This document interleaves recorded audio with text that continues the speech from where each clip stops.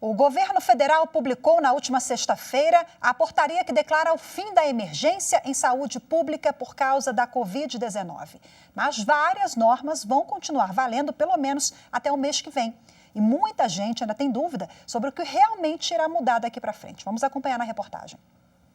As decisões tomadas com base na portaria que declarou o fim da emergência em saúde por causa da pandemia da Covid-19 passam a valer em maio. O prazo de 30 dias após a publicação do ato no Diário Oficial da União é para que todos tenham tempo de se readequar. A emergência em saúde pública entrou em vigor em fevereiro de 2020, quando a OMS, Organização Mundial da Saúde, decretou a pandemia. A medida permitiu que os governos federal, estaduais e municipais adotassem ações, principalmente no âmbito trabalhista, para a manutenção do emprego e da renda dos brasileiros. Uma série de leis, portarias e medidas provisórias foram aprovadas no país para que a sociedade trabalhasse em casa ou presencialmente com mais segurança. Muitas estavam condicionadas à duração do estado de emergência em saúde e agora, com o fim do período, elas podem deixar de valer. Trabalho remoto, retorno das gestantes ao trabalho presencial e o período de afastamento por suspeita de Covid-19, por exemplo, são alguns pontos que ainda geram dúvidas. Com o estado de emergência, as empresas passaram a exigir o uso da máscara de proteção em passaporte de vacina e, amparadas pela Justiça, poderiam até demitir funcionários que descumprissem as normas.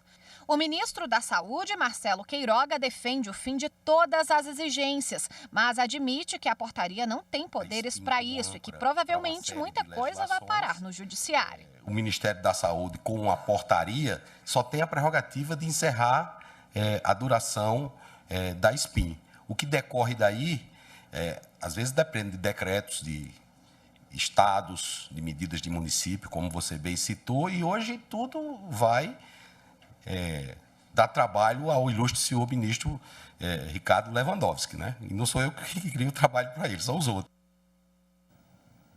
Bom, e o ministro Ricardo Lewandowski, ele é o relator da maior parte das ações no Supremo Tribunal Federal que envolvem a competência para medidas de segurança contra a Covid-19. Agora, para a gente entender melhor o assunto e explicar o que muda no dia a dia, eu converso ao vivo com o advogado José da Silva Moura Neto. Olá, boa tarde, seja muito bem-vindo. Boa tarde, tudo bem? Tudo jóia. Bom, a portaria ela começa a valer, ela ganha eficácia jurídica daqui a um mês, ela entrou em vigor na última sexta. O que vale na prática até lá? Vamos colocar no ambiente de trabalho, por exemplo, né? O trabalhador ele continua obrigado a usar máscara dependendo da legislação local do seu estado, as medidas sanitárias, o uso do álcool gel, aquela separação, por exemplo, isso. Na verdade, a portaria a gente tem que falar que ela é um ato administrativo. Ela não tem um condão de afastar a peculiaridade de cada local. Até porque o Supremo Tribunal Federal, quando se manifestou sobre o assunto, ele deixou para os estados e municípios a competência de regulamentar por meio de decretos a necessidade ou não de máscaras, o isolamento ou não.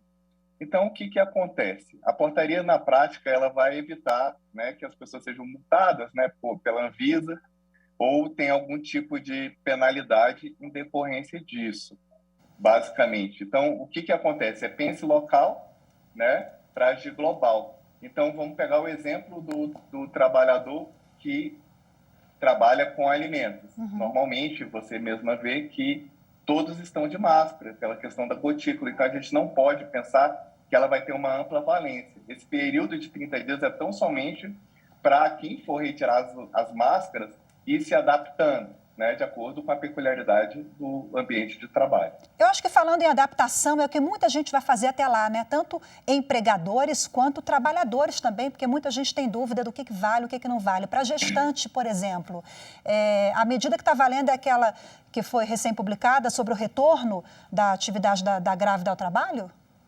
Sim, exatamente. E lembrando que é uma lei, né? Uma lei é superior a um ato administrativo.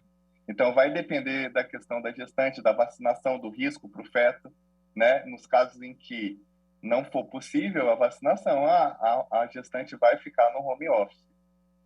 Também temos medidas novas que foram implantadas há cerca de 2 meses pelo governo federal, a regulamentação do home office. Trabalho remoto, até então o país não contava com uma legislação específica, né? Fizemos ali um arranjado em torno da emergência imposta pela pandemia. Essa regra, ela também está valendo mesmo com o fim das medidas de emergência em saúde pública. Sim, exatamente, né? É esse novo mundo que a gente vive após a pandemia. Então, pense bem, assim, muitos dos trabalhos, seja de servidor público, seja de empregado, dá para fazer por home office. Então, se regulamentou uma forma, por exemplo, de se estabelecer metas de controlar a atividade do trabalhador no home office. Então, esse novo mundo que vivemos é inevitável. A MP 1108 continua em plena vigência e a sua aplicação vai depender, voltamos, né, naquela cantilena, da peculiaridade do trabalho. Normalmente, um trabalhador ali de área meio, né, um auxiliar administrativo, um técnico, ele pode exercer esse trabalho de home office. Agora, o da área fim, né, um policial, um pedreiro, aí ele tem que estar presente. Então, realmente a gente vai nortear isso pela peculiaridade de cada trabalho. Vamos falar sobre vacinação agora. A vacinação no Brasil ela teve uma adesão muito grande, mais de 80% da população brasileira está vacinada, graças a Deus, com todas as doses, mas aquele que não tomou a vacina e que até então vinha sendo cobrado no trabalho ou em eventos culturais, por exemplo, vinha sendo cobrado ali pelo aquele certificado de vacinação. Com essa portaria agora, isso cai, essa medida, essa cobrança? Não. Aí é por isso que eu vou voltar a falar, não cai, porque, inclusive, a STF, quando decidiu sobre o tema, que a vacinação não pode ser, você não pode obrigar a pessoa a se vacinar.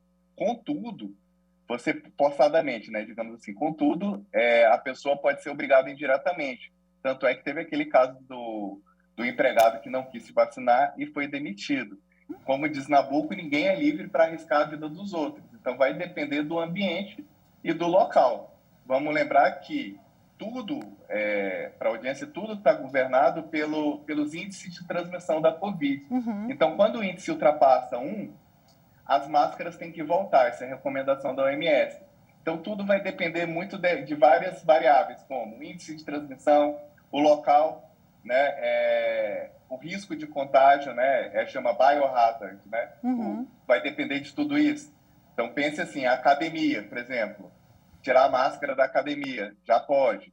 Mas, assim, num restaurante dos empregados, não pode. Então, basicamente, é isso. Então, eu penso que um trabalhador que trabalha com contato ao público, o empregador deve obrigar ele a se vacinar, sim, porque corre o risco de perder a força de trabalho por não ter querido se vacinar. Vamos pensar do lado do empregador, né? Uma visão mais polêmica. Excelentes informações e orientações também e reflexões. Vamos continuar nos cuidando porque a pandemia não acabou, independentemente de portaria ou não, a saúde em primeiro lugar. José, muito obrigada, viu, pela sua entrevista. Boa tarde para você, até a próxima. Muito obrigado pela atenção. Boa tarde.